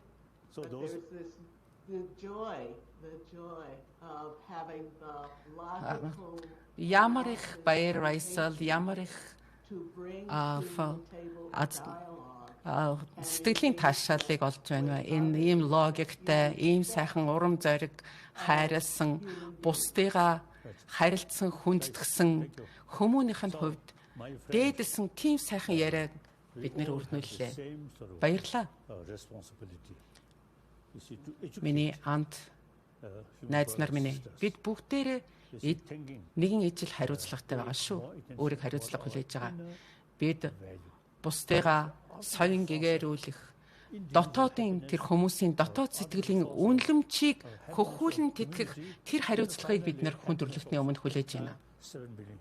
Бид өөрсдийн одоо улс гүрний улмаар 7 тэрбум хүн төрлөختний сайн сайхны тухайд л төлөө байх ёстой юм байна.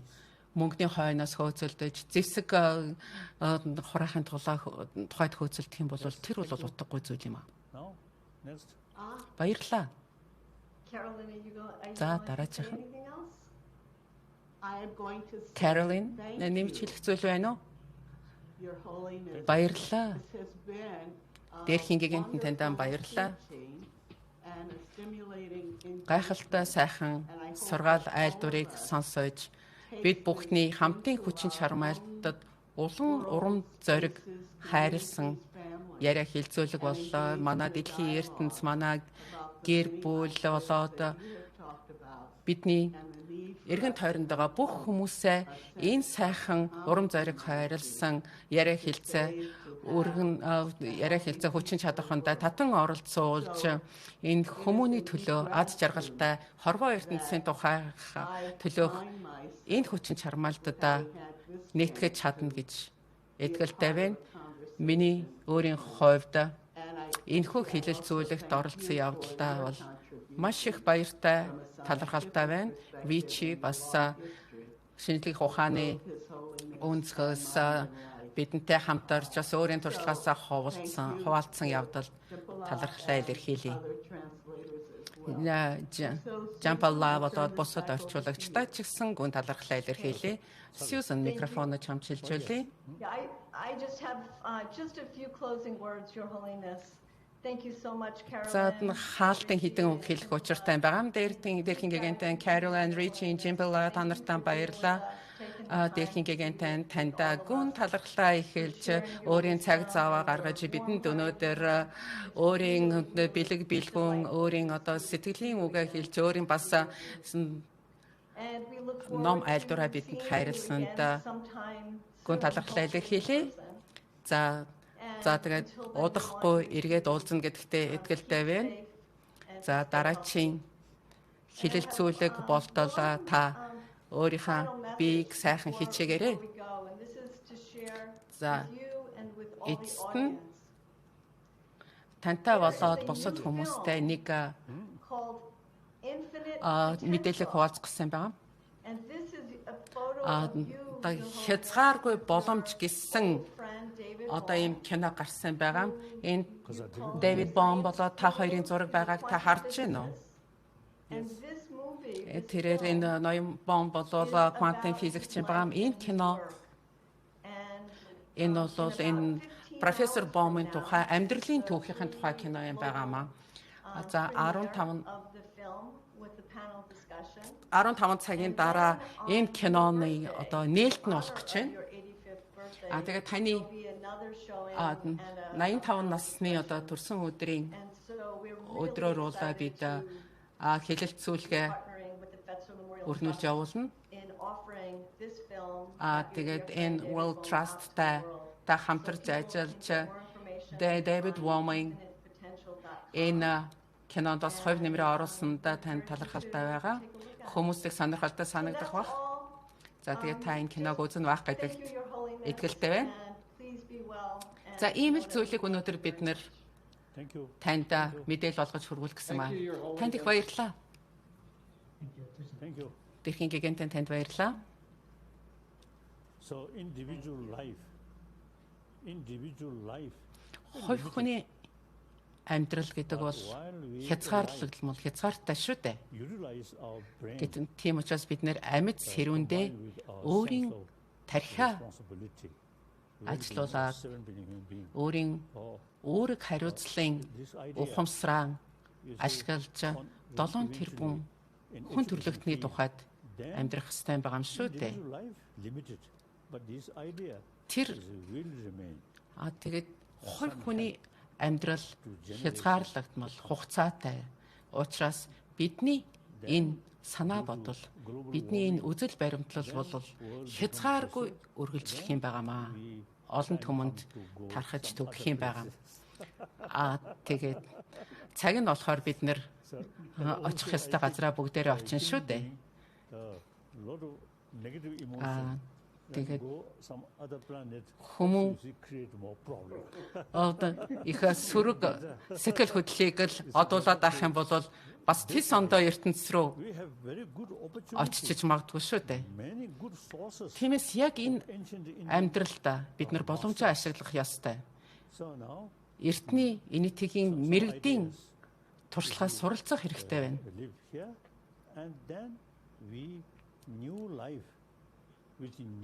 Тэгээд бид нэр тодорхой санаа бодлоо одуулсан байхад бол шин тархитай болсон ч гэсэн бидний энэ амьдралдаа одуулсан тэр зөв эрэг ухамсар маань бидний дараа төрөлт ч гэсэн бид нарыг орхихгүй юм аа.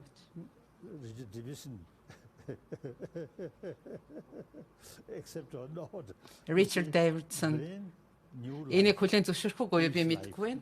Гэхдээ тарих шин тарих бол шин амьдрал. Гэтэл бол ухамсарын олон төвшин байдаг.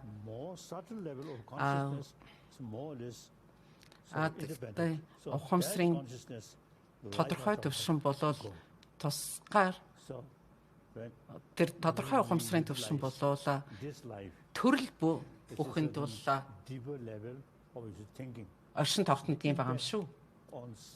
Тэгэхээр энэ гүн төвшөнд бол бид нэр бодод шатж байгаа бол тэр сэтгэлийн гүнд байгаа тэр ухамсар маань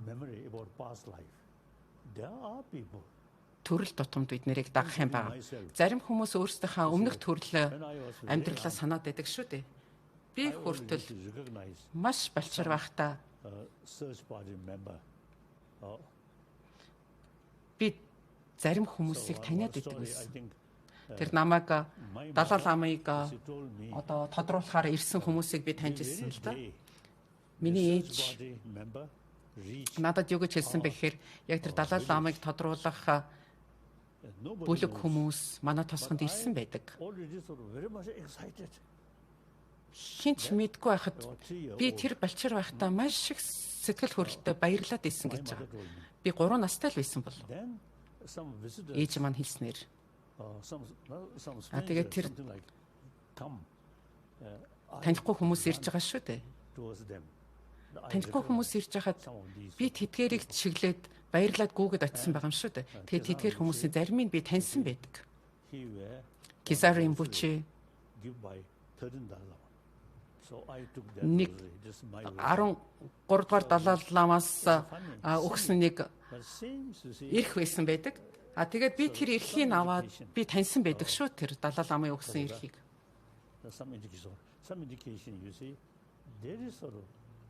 Тэгэхээр энэ юун тухай юу хэлээд байна вэ гэхлээр тэр өнгөрсөн амьдралын талаарх мэдээлэл миний өнөөгийн тархинд байгаад байна гэсэн үг шүү дээ.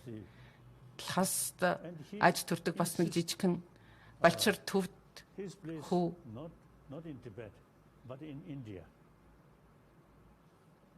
Энэтхэгт амьдарч байгаа газраа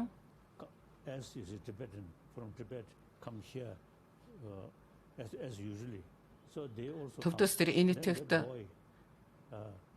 шилжин сууршиж амьдарсан байдаг. Тэгээд тэр балчир хүүхэд юу гэж хэлсэн бэ гэхлээр энэ бол миний байх газар биш байна. Өмнөд Энэтхэгт би байх ёстой гэж хэлсэн байдаг.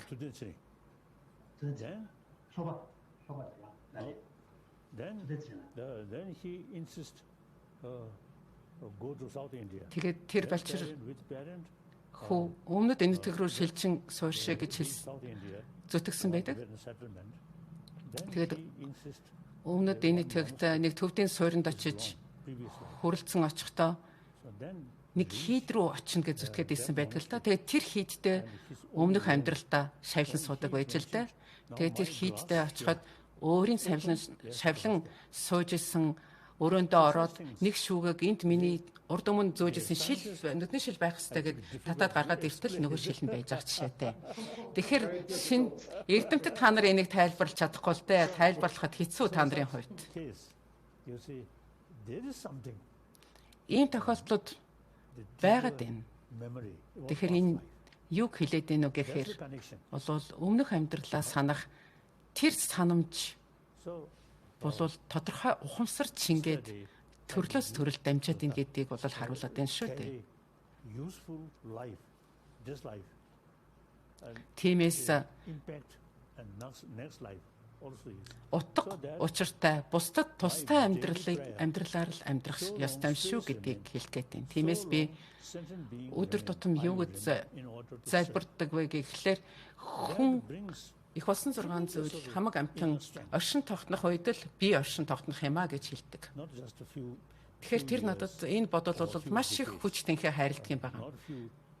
Зөвхөн хэдэн 10 жил амьдрах, хэдэн төрөлд амьдрах биш шүү дээ. Үгүй. Энэ бол хязгааргүй амьдралын тухайт юм байна. Их болсон 6 зүйл хамаг амтан байх тэр бүхэл цаг хугацаанд би байх юм а. Шанти Девагийн нэг хэлсэн үг байдаг. би дандаа өглөө болгон энийг давтан уншиж хэлдэг. Энэ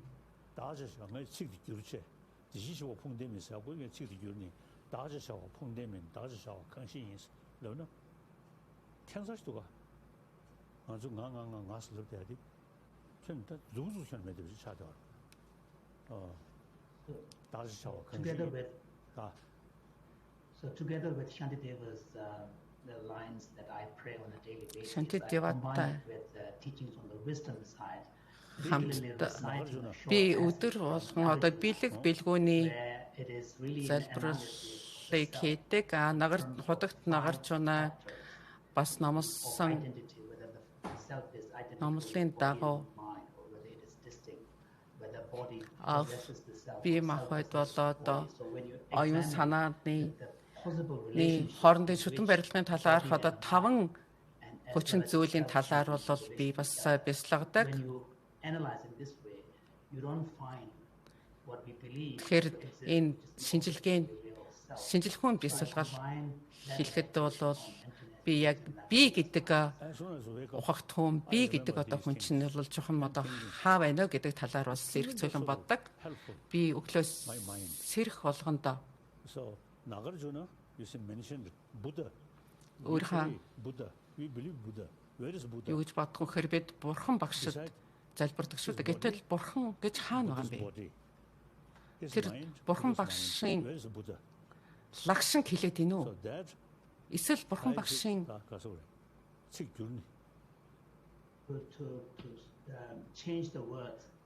оюун санааг хэлээд ийн үү гэж.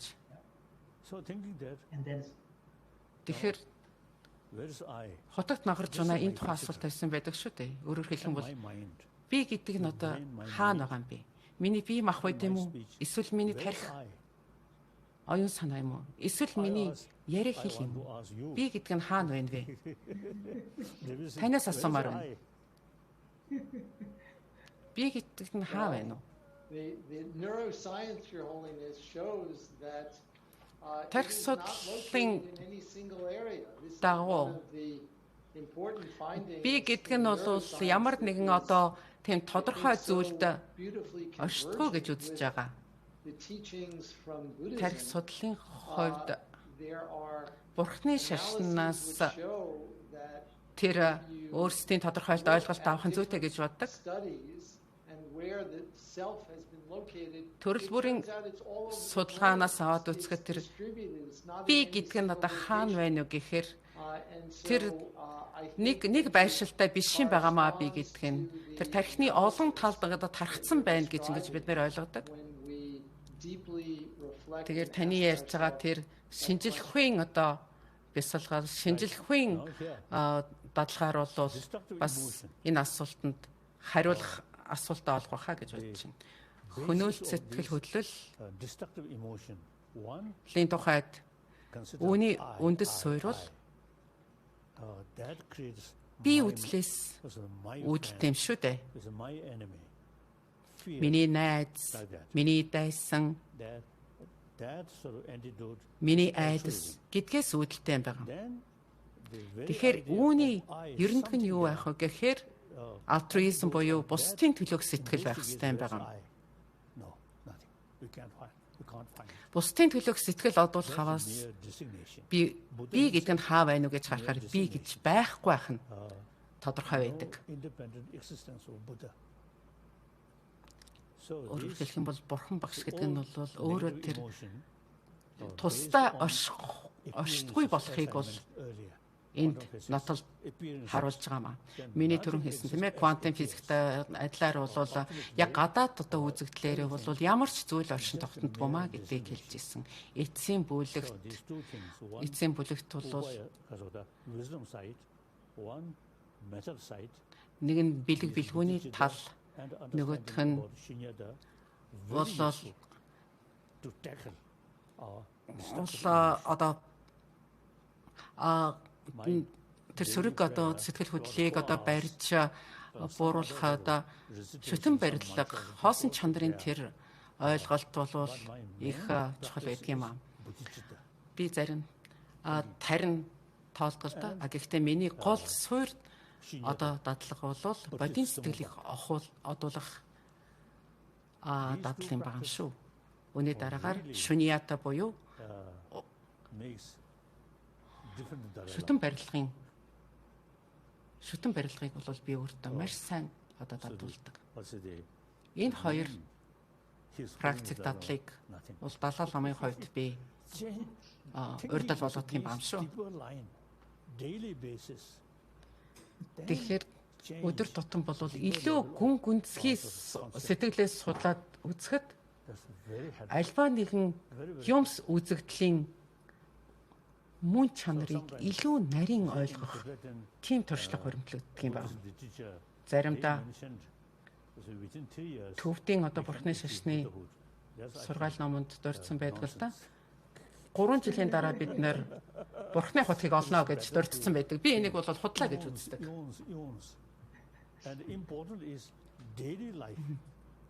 Тэгэхээр өдөр тутмын амьдралдаа энэ дадлыг одуулах нь утга учиртай амьдрах асуудал бол түүнээс чухал юм шүү. За ийм л байна. Баярлалаа. Баярлалаа Дээрхийн Гэгээнтэн. Usually meeting with a small group and some audience useful. Ийм бага бүлэг хүмүүстэй уулзах явдал бол их чухал байдаг. Гэтэл өнөөдөр орчин үеийн технологийн дэвшилтийн ачаар бид ийм олон хэдэн мянган хүнтэй уулзаж заримдаа бүр сая хүнтэй ч уулзах юм боломжоор хангагдлаа шүү дээ. Тэгэхээр бидний энэ өнөөдрийн хэлэлцүүлэг бол хүмүүст их тустай болсон гэж бодож байна. Нэг ялангуяа энэ сэдвээр энэ чиглэлээр сурдаг оюутнуудад бас их мэдлэгийн чанартай мэдээлүүдийг өгсөн болов гэж бодож байна. Баярлалаа. Баяртай. Дээрхийн Гэгээнтэн баярлалаа танд. Thank you. Now I'm hoping Баярлалаа. as my friend Дэвидсон, I'm hoping the touch knows. Дэвидсон. Таны хамарт хүрчмээр л санагдаад ах юм. I always do that. Дэвидсоны хамарт хүрчмээр л санагдаад юм. Very well equipped. Би дандаа тэгдгэлтэй. His wife also. Түүний хамар бол маш их сайн тоноглогдсон гэж ойлгодог. Thank you. Thank you. За баярлалаа. Баяртай.